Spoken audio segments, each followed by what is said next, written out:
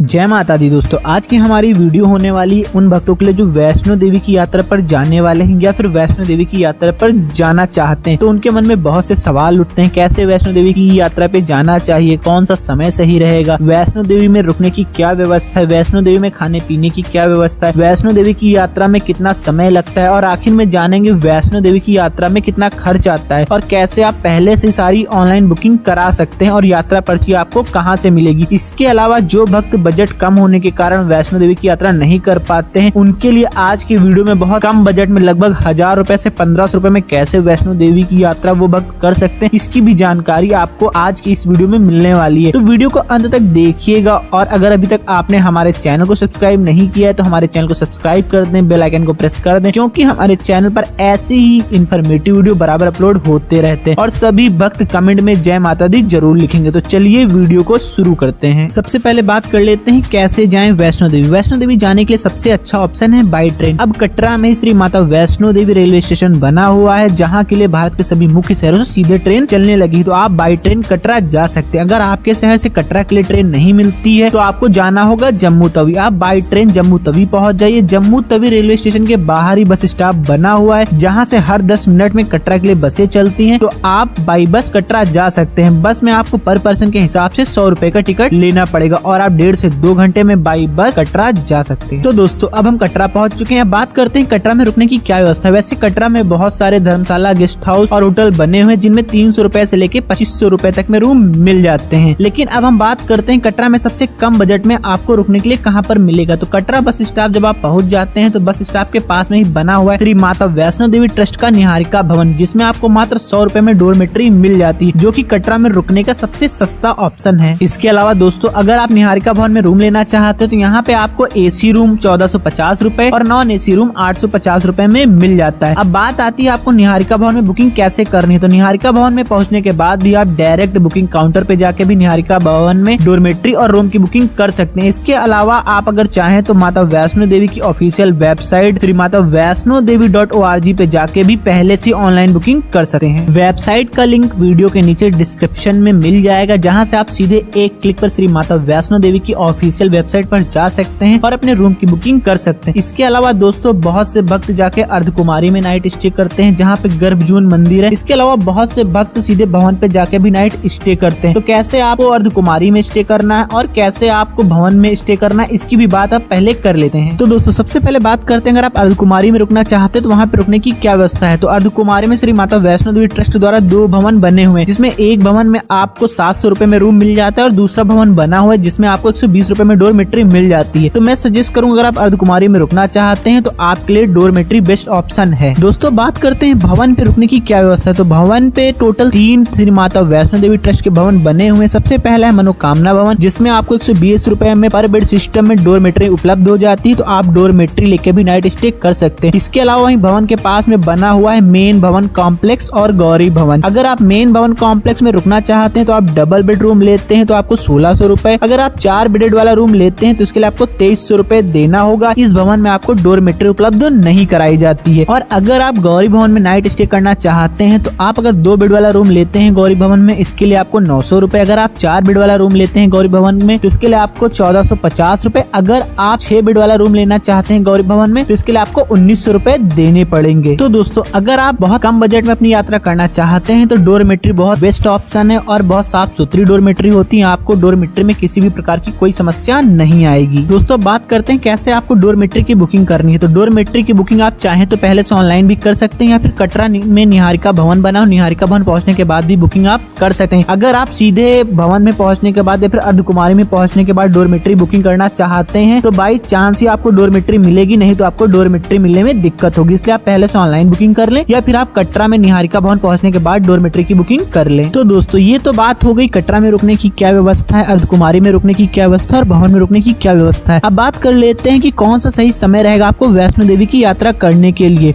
तो साल में 2 बार नवरात्रि पड़ती है, तो इन 2 नवरात्रि पे आपको वैष्णो देवी की यात्रा से बचना चाहिए, क्योंकि इस समय यहाँ पे बहुत ज्यादा भीड़ होती है और मानसून के समय में यहाँ बरसात होती है, तो आप मानसून के समय भी वैष्णो देवी की यात्रा करने से बचना चाहिए। इसके अलावा आप साल भर वैष्णो देवी की यात्रा कर सकते हैं, आपको कोई प्रॉब्लम नहीं होगी। अगर सबसे अच्छे समय की बात करूँ तो अक्टूबर, नवंबर, दिसंबर, जनवरी के बीच में अगर आप अपनी यात्रा प्लान करते हैं वैष्णो देवी की। इस समय वैष्णो देवी यात्रा पे बहुत कम श्रद्धालु आते हैं, इसमें आपको काफी आसानी होगी। दोस्तों बात कर लेते हैं वैष्णो देवी में खाने पीने की क्या व्यवस्था है। तो वैष्णो देवी में बहुत सारे होटल बने हुए हैं जिनमें आपको थाल सिस्टम देखने को मिल जाता है। 50 रुपए से लेके 80 रुपए में थाल सिस्टम मिलता है, जिसमें आपको भरपेट खाना मिल जाता है। अगर सुबह से लेकर रात तक खाने की बजट की बात करो तो 150-200 रुपए का खर्च आने वाला है पर पर्सन के हिसाब से खाने पे। तो दोस्तों अब बात कर लेते हैं कैसे आपको वैष्णो देवी मंदिर में जाके दर्शन करना है। अगर आप शाम तक कटरा पहुंचते हैं तो रात में नाइट स्टे आप कटरा में ही कर लीजिए और सुबह सुबह जल्दी उठ के अपनी पैदल यात्रा की शुरुआत कर दीजिए। लेकिन यात्रा करने से पहले आपको यात्रा का अपनी रजिस्ट्रेशन कराना होता है, जिसके लिए कटरा बस स्टॉप पे ही यात्रा काउंटर रजिस्ट्रेशन बना हुआ है, जिसमें आप अपना रजिस्ट्रेशन करा सकते हैं। रजिस्ट्रेशन कराने के बाद आपको बाण गंगा चेक पोस्ट 4 घंटे के अंदर पार करनी होती है। बाण गंगा चेक पोस्ट आप पैदल भी जा सकते हैं और अगर आप चाहें तो कटरा बस स्टॉप से ही ऑटो चलते हैं जो 20 रुपए पर पर्सन के हिसाब से लेते हैं और आपको बाण गंगा चेक पोस्ट तक छोड़ देते हैं। बाण गंगा चेक पोस्ट पे आपके पूरे सामान की चेकिंग होती है, आपकी चेकिंग होती है और आपके साथ जो यात्रा पर्ची आपको दी जाती है उसको स्कैन किया जाता है। इसके बाद यहाँ से 12 किलोमीटर की पैदल यात्रा की शुरुआत होती है। और अगर आप पैदल चलने में असमर्थ हैं या आपके साथ कोई बुजुर्ग है तो यहीं से आपको पिठू पालकी की सुविधा भी उपलब्ध कराई जाती है। अगर आप पिठू से अर्धकुमारी तक जाना चाहते हैं तो इसके लिए आपको 600 रुपए, अगर आप पिठू से सीधे भवन तक जाना चाहते हैं तो इसके लिए आपको 1100 रुपए का चार्ज देना पड़ेगा। और दोस्तों अगर आप पालकी से जाना चाहते हैं तो इसके लिए आपको 5000 रुपए के आसपास का चार्ज देना पड़ेगा। तो दोस्तों अब हम बात करते हैं अपने सबसे सस्ते ऑप्शन मतलब पैदल ट्रैकिंग करते हुए भवन तक जाने के लिए। तो जैसे ही आप बाण गंगा चेक पोस्ट पार करते हैं, थोड़ा सा आगे बढ़ते तो यहीं पे गुलशन कुमार जी का भंडारा चलता है। यहाँ पे आप जाके माता वैष्णो देवी का प्रसाद ले सकते हैं और यहीं से 2 रास्ते हो जाते हैं। एक नया रास्ता बन गया जिसे नया ताराकोट मार्ग कहते हैं और एक वही पुराना रास्ता है जिसपे आपको चरण पादुका और अर्धकुमारी के दर्शन होते हैं, आप भवन तक पहुंचते हैं। जो ताराकोट का मार्ग है वो भी आपको अर्धकुमारी पे ही जाके निकालता है। लेकिन जो ताराकोट का मार्ग है ये 2 किलोमीटर लंबा है। इसमें आपका एक फायदा एक नुकसान है। फायदा आपका ये है कि इस रास्ते पे सिर्फ पैदल यात्री को जाने दिया जाता है और जो पुराना रास्ता है इस पे पालकी घोड़ा खच्चर भी चलते रहते हैं। तो मैं सजेस्ट करूंगा आप पुराने रास्ते से अपना पैदल सफर करें, क्योंकि अगर आप पुराने रास्ते से जाएंगे तो आपको 2 किलोमीटर का सफर कम तय करना होगा। अगर आप नए ताराकोट मार्ग से जाते हैं तो उसके लिए आपको 2 किलोमीटर ज्यादा ट्रैकिंग करनी पड़ेगी।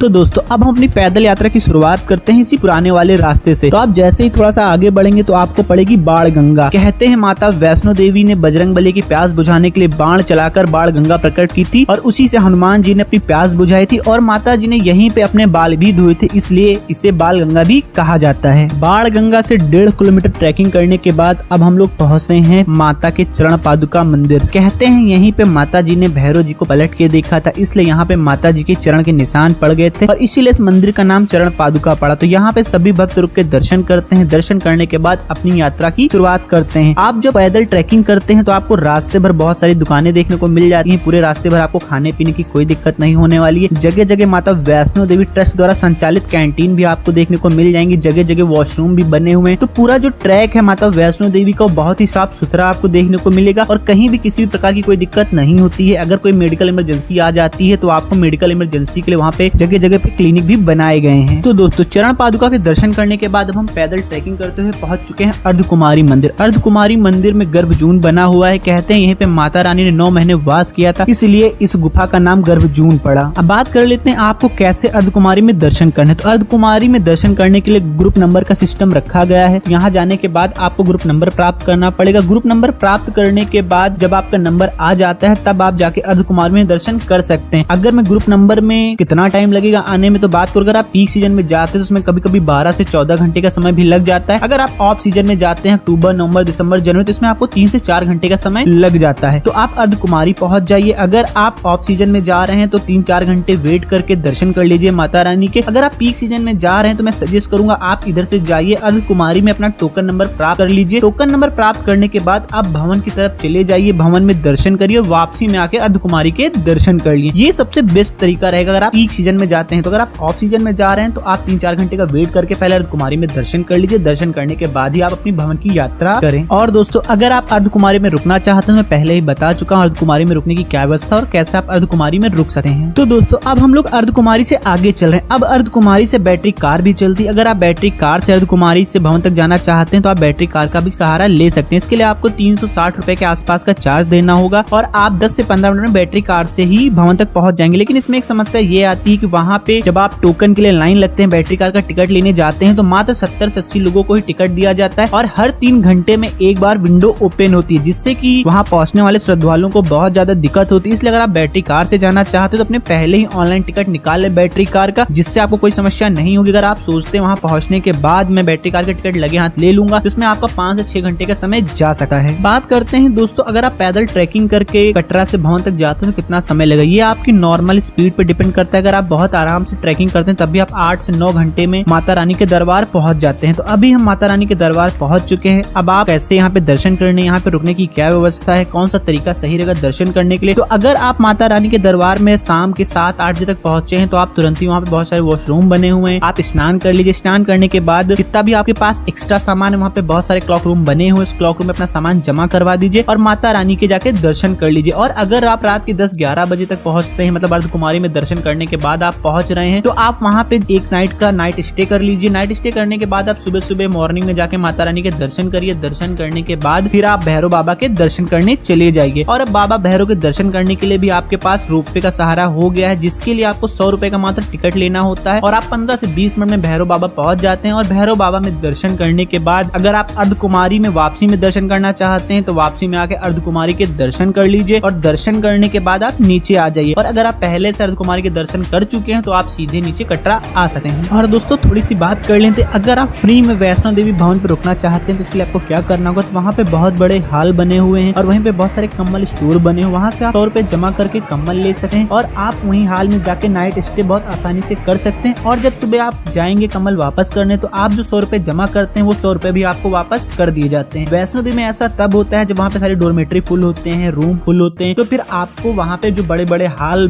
बने हुए हैं तो फिर आप वहाँ पे जाके भी नाइट स्टे कर सकते हैं। तो दोस्तों जब आप वैष्णो देवी की यात्रा पे जाते हैं तो एक नाइट का स्टे या तो आप अर्धकुमारी में बना लीजिए फिर भवन में बना लीजिए, ये आपके लिए सबसे अच्छा तरीका होगा माता रानी के दर्शन करने के लिए। अब बात करते हैं कितना खर्च आएगा, तो मैंने आपसे कहा था कि सबसे कम बजट में बताऊंगा। तो अगर आप बॉयज एंड लड़के हैं, ग्रुप में जा रहे हैं, तो आप डोरमेट्री का सहारा लीजिए। आप अगर 3 नाइट का स्टे भी करते हैं तो मात्र 400 रुपए के आसपास में आपका रहने का खर्च हो जाएगा। और खाने का खर्च की बात करें तो 450 रुपए के आसपास का खर्च खाने पे आएगा। और अदर खर्च भी अगर हम 500 मान लेते हैं तो लगभग 1500 रुपए में आप वैष्णो देवी की यात्रा बहुत आसानी से कर सकते हैं। और दोस्तों आप वैष्णो देवी की यात्रा करने के बाद जा सकते हैं शिवखोड़ी की यात्रा। अगर आपने अभी तक हमारी शिवखोड़ी यात्रा का वीडियो नहीं देखा है तो आई बटन में जाके शिवखोड़ी यात्रा का वीडियो देख सकते हैं। और आज की वीडियो में बस इतना ही। कैसा लगा आज का हमारा ये वीडियो कमेंट में बताया जरूर। और अगर अभी तक आपने हमारे चैनल को सब्सक्राइब नहीं किया तो हमारे चैनल को सब्सक्राइब कर दें, बेल आइकन को प्रेस कर दें, क्योंकि हमारे चैनल पर ऐसी ही यात्रा से जुड़े हुए इन्फॉर्मेटिव वीडियो बराबर अपलोड होते रहते हैं। और सभी भक्त कमेंट में जय माता दी जरूर लिखेंगे। मिलते हैं आपसे नेक्स्ट वीडियो में, तब तक के लिए जय माता दी। Subscribe now and press the bell icon. Never miss an update.